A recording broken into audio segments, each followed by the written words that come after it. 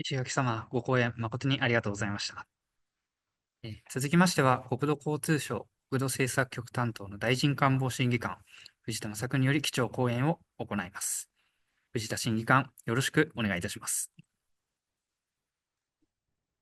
ただいまご紹介いただきました、国土交通省の藤田でございます。それでは画面を共有しながら、日本の国土計画、住宅、土地政策、生活インフラの分野の対応ということでご説明をさせていただきます。まず一つ目から日本の国土についてご説明をさせていただきます。日本地図のところ。日本地図ですけれども、人口が1億2400万人、世界12位、面積が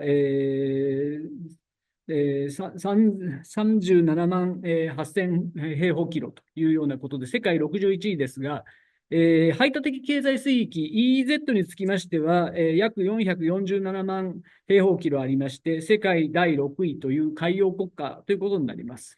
見ていただくと、北側から、南側、東側、西側と、海を隔ててかなり広範囲の国土を持つ、国だということでございます。次のページお願いします。国土計画ですけれども、本日、今まで、8回にわたって国土計画を作ってきましたが、本日ご説明させていただく部分について赤で枠を囲っております。日本の人口ですけれども、明治時代という150年前、明治維新というものがございましたけれども、その頃までは、3000万人ぐらいの人口でしたけれども、急速に、人口がこの150年で、増加しまして、2008年にピークを迎えて、1億2800万人ということでございます。この人口が今後急速に、減少していくということが予想されているという状況でございます。国土の利用区分の状況でございますけれども、日本は先ほど申し上げました面積はありますけれども、3分の2が森林になってまして、人が住めるようなところではありません。さらに農地で 11% ぐらいの土地を使っていて、宅地としましては 5.2%、住宅地は 3.2% と、かなり狭いところに多くの人が居住しているというような国土になっています。続きまして、国土総合開発計画における住宅、土地、生活インフラへの対応についてご説明をさせていただきます。日本は第二次世界大戦で敗戦国となったわけですけれども、その戦後復興、食料増産、電力開発、自然災害対策などの観点で、国土総合開発法というものを1950年に制定をしております。この法律の中身としては、特定の地域において総合開発区域というのを指定して開発していく。また、地理的、自然的条件の厳しい地域への開発の促進。あとは国土計画の策定ということでございましたけれども、次のページめくっていただきますと、国土総合開発計画の策定は若干時間がかかりまして、1962年に初めて、最初の計画が、国土計画が策定されています。そこにおける住宅政策の位置づけですけれども、まず目標としましては、すべての国民が適切な、規模及び質的水準を有する住宅に住み、良好な環境の中で生活することができるようにするということでございまして、これが経済的側面から見ても、経済の長期かつ安定的な発展の基礎となるというような位置づけにされています。具体的には、住宅用地需給に関する長期的な計画を立てた上で、地方公共団体に、日本住宅公団による大規模な住宅用地の大量造成、建築物の高層化による土地の合理的な利用、さらには土地価格の安定というような政策を施すということでございます。その後、次のページですけれども、日本は、高度成長期を迎えますと、都市に、人口が集中しまして、ご覧のような道路渋滞や鉄道の混雑というような問題が生じました。次のページいきますけれども、1969年には、2回目となります新全国総合開発計画というのを策定しました。そこにおける住宅対策ですけれども、大量の住宅供給をしながら、公園や上下水道や保育所や学校や医療やショッピング施設、などの、施設を総合的に整備していくというような facilities and shopping facilities were created. And we saw a huge number of commuters from the suburban areas to the inner cities. So in the large urban areas, rather than promoting all patterns of single wooden dwellings, we shifted to the construction of medium and high-story shared dwellings in the suburbs. Construction of this type of dwelling and related environmental facilities were promoted apace. And so new towns were built up in the suburban areas in order to control the traffic. And so in 1987, we had stable economic growth, and in order to mitigate the congestion of the train lines, efforts were made to construct new lines radiating from downtown, such as the new Joban line.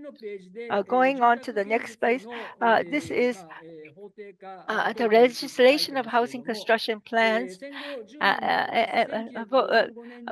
1945, the 10-year plan for housing construction was enacted. At this time, there was a shortage of 2.72 million housing units, and so every year, 250,000 houses were supplied. And the laws were formulated from between 1965 to the 1970s. The first 5-year plan for housing construction was enacted. The enactment of the Housing Construction Planning Act was enacted during the plan period. 2.6 million public housing units were supplied. Going on to the next slide, as I just explained, we promoted the integrated development of housing and commercial complex with suburban high-speed railways. And in tandem, commercial and residential areas were developed along these railway lines. Also, universities were actually established in the suburban areas. We'll skip the next page. And so let us look at the current national spatial strategy. Going one more page. Last July, the UN released about world population prospects. And in that report, it says that the world's population will peak in 2080, and that one-fourth of all countries will be living where population has already peaked. And so we need to respond to the depopulation of the world. So what's important here is that, as explained in Japan, the population peaked in 2008 in Japan, and we have seen a severe population decline. So there has been a big challenge in terms of policy perspective. So going on to the next page, this shows the vacancy rate of houses. Declining population, low birth rate, and aging population causes problems such as the housing in the housing sector. The vacancy rate is 13% right now. So there are some rental property that is vacant, so that excludes a rental property that is up on the market. So we are seeing that as the population decreases, we are seeing rising vacancies in the housing sector. So this shows a situation that underutilized and unused land and vacant houses. Though we have population decrease, there are also vacant agricultural land, and therefore demand for new urban land is increasing. And so we are seeing that the conversion from agricultural land to new urban land use is still continuing. And so we need to really rethink this policy. Specifically speaking, this is the situation of the regions. The navy blue is where people are living, and the blue is the second homes. The white is where there's open land. And if you look at the right-hand side, this is a house which has been left vacant and where the shrubs are growing all over the house. And when the houses are demolished, then they become parking lots because you can't fill them with new houses. So the population trends are much exasperated in the regions because if you look at the population forecast by municipality, population decline is more severe in municipalities with lower populations. And so if you look at the outline of the amendment to the basic land law, whereas up to now, it was a law for the appropriate usage of land. As we are seeing declining population, the perspective of appropriate management of land has become a priority, and that is why we had to amend the basic land law. If you look at the purpose, number 2, disaster prevention and mitigation, prevention and elimination of external diseconomies in the region. It shows measures for land with unknown owners, measures for land with poor management, etc.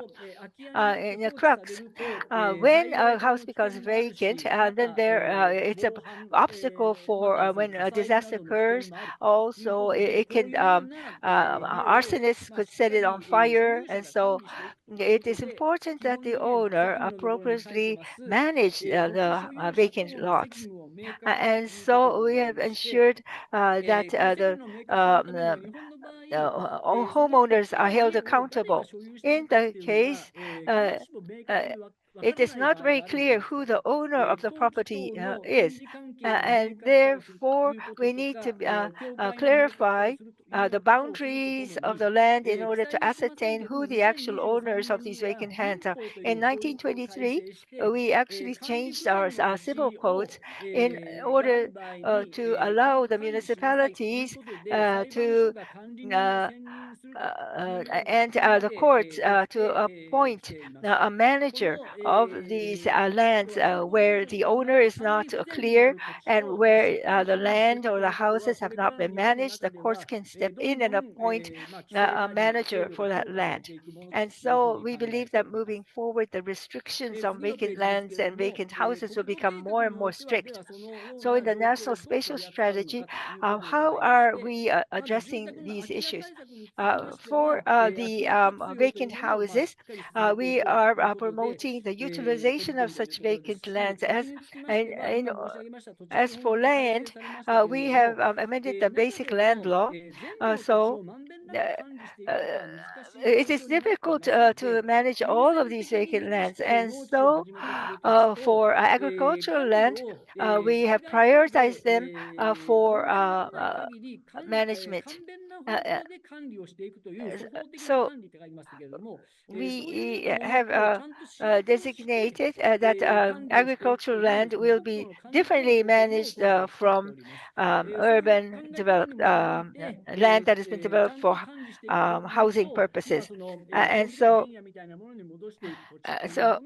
there will be land that will be actually returned to its natural state. So for the lifestyle infrastructure, and because of the full use of digital technology, we can create a regional living area where essential services are provided on a sustainable basis. And we will work to solve local issues and improve the appeal of the region so that we can utilize the Japanese archipelago in an efficient and appropriate manner. And so for the living environment, if you look at the bottom box, to ensure that essential services for daily life, such as local public transport, shopping, medical care, and so forth, can be provided sustainably, we would like to use digital technology so that we can bundle and combine and unite and link services and activities from many different perspectives. And going on to the last page of my presentation, for example, this is just an example. For example, for human resource development and job matching and the utilization of vacant houses is being promoted by linking the diverse data so that we can allow regional cities to be vibrant, yet though we face a situation of population decline. Thank you so very much for your kind attention because this ends my presentation.